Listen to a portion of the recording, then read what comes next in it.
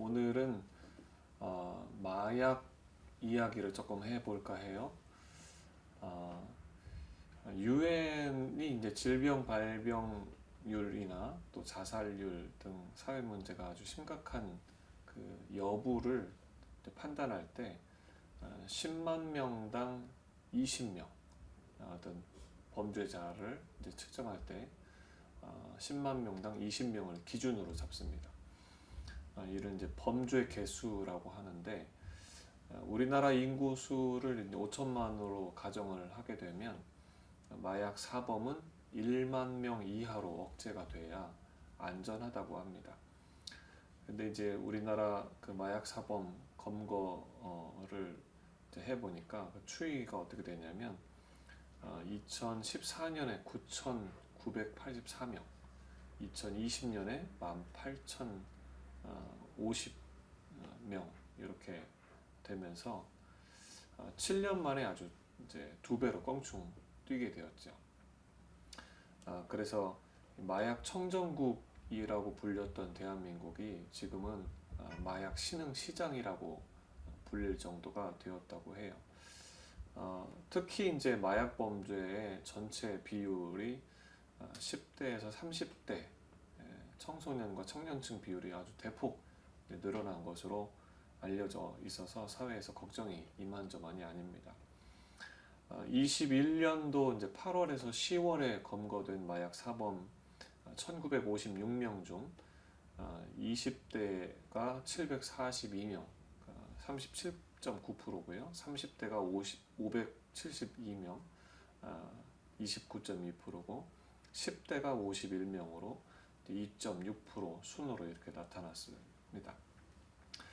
10대, 30대, 10대에서 30대 청년층 인원이 이제 69.7%로 보는 이제 전체 수의 과반수를 훌쩍 넘는 그런 비율이라는 거죠. 이제 이거는 이제 표면적으로 수치로 이제 나온 것인데 마약을 이제 다루는 전문가들 입장에서는 이거보다 훨씬 더 우리 사회에 더 많은 수가 지금 마약에 그 이제 깊이 빠져 있다 이렇게 보고 있어요.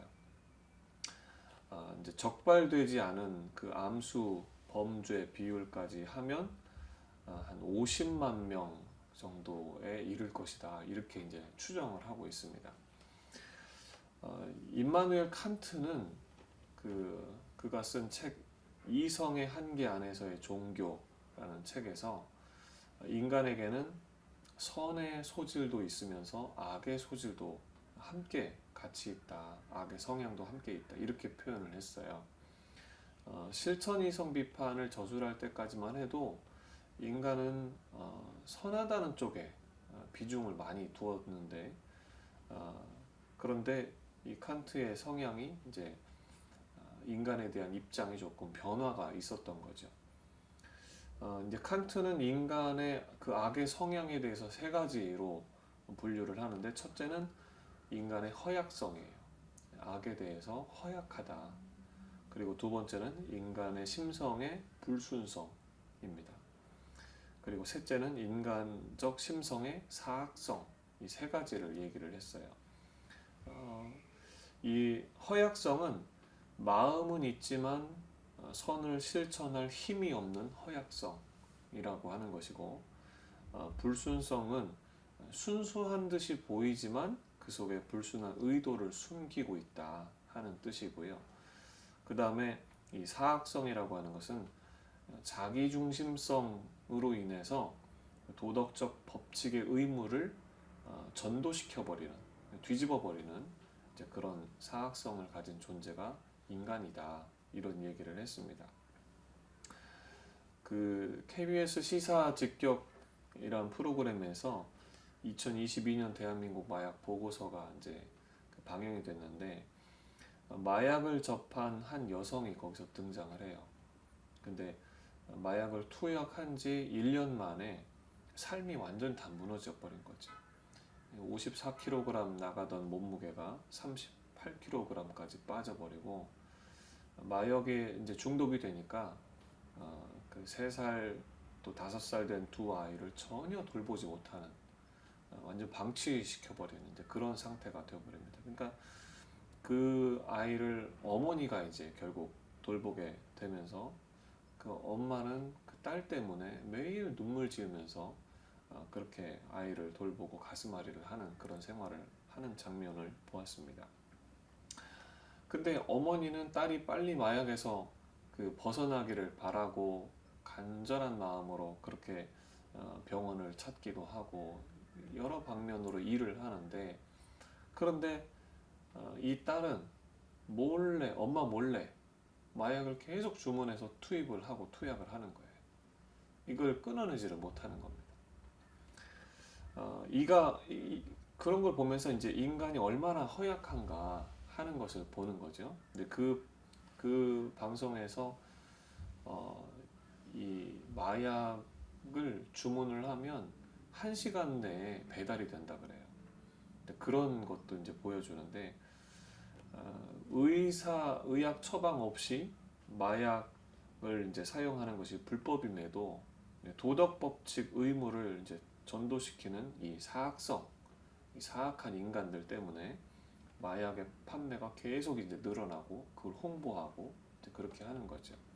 또 마약을 권하는 이들은 이제 이 자매가, 이 여자분이 어느 정도 끊는 기간이 있었답니다. 그런데 친구들이 또 야, 우리 딱 한 번만 하자 이렇게 얘기하는 바람에 그 한 번 하면서 또 무너진 거예요. 순수한 듯이 그렇게 권하는 게 순수한 듯이 보이지만 이제 그 속에 불순한 의도가 있는 거죠. 결국 마약을 접하게 되면서 또다시 중독에 빠져버리는 그런 안타까움이 벌어지는 겁니다. 이를 볼 때 인간이 악을 대할 때 그 악에 대해서 허약성이 있고 불순성이 있고 사악성이 있다 하는 겁니다. 칸트가 그렇게 지적한 것은 굉장히 적확하다고 할 수 있겠습니다. 성경에서도 보면 이제 그런 표현이 나와요. 로마서 7장 18절에 마음으로는 선을 행하려 하면서도 나에게는 그것을 실천할 힘이 없습니다. 바울 사도 선생님께서 그런 얘기를 했어요. 인간이 얼마나 연약한가 하는 것을 보여주는 거죠. 그리고 예레미야 17장 9절에서는 만물보다 거짓되고 심히 부패한 것은 마음이다.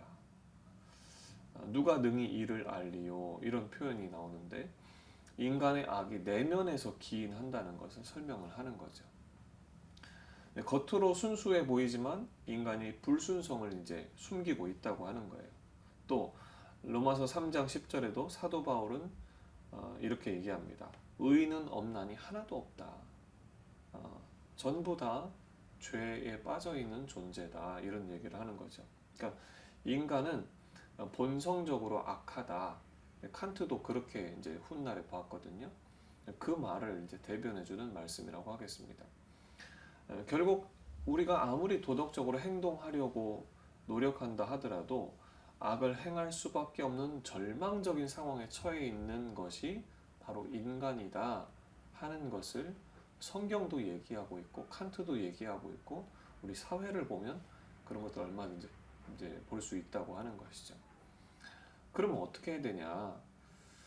이런 이제 허약성, 불순성 그리고 사악성이 있음을 인정하는 것부터 필요하고, 그리고 사람이 사실 이 죄에서 스스로 빠져나올 수 없기 때문에 누군가 우리를 건져주지 않으면 우리가 그 악에서 이제 나올 수 없다고 하는 것을 알아야 된다고 하는 겁니다. 그래서 성경에 보면 이제 시편 25편 4절에 이런 말씀을 우리에게 주세요. 여호와여 주의 도를 내게 보이시고 주의 길을 내게 가르치소서. 하나님이 우리에게 가르쳐 주시는 길, 그 진리, 그 도를 우리가 배우지 않으면 우리가 스스로 빠져 있는 그 악에서 빠져나올 수 있는 길을 찾지 못한다고 하는 것을 기억해야 한다는 것이죠. 여러분, 하나님께서 우리에게 주시는 길이 있어요.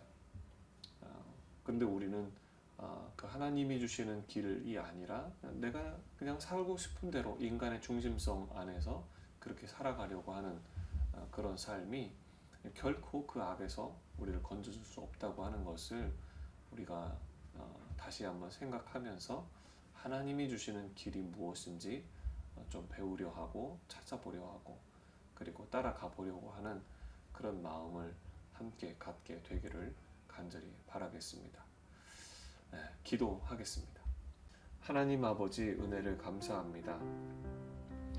우리 대한민국이 마약 청정국으로 불리던 나라가 이제는 마약 신흥 시장이 되어 버려서 참으로 안타깝기 그지없습니다. 추정하기는 50만 명이나 되는 사람이 마약에 깊이 빠져 있을 것으로 그렇게 보는데, 이는 우리나라가 굉장히 빠른 속도로 마약에 물들어가고 마약에 빠져가고 있다고 하는 것을 보여주는 증거라고 하겠습니다. 하나님, 우리 젊은이들이 이런 악에서 빠져나올 수 있는 길을 찾게 하시고 허약하고 또 사악하고 그리고 때로는 그 마음에 다른 사람을 선한 것처럼 보이지만 그러나 불순한 의도를 가진 이 불순성을 가진 인간임을 인정하고 그리고 진리를 다시 한번 찾아서 진리로 나아가고자 하는 그런 지혜를 얻도록 하나님 우리 학생들, 우리 청년들을 붙잡아 주시옵소서.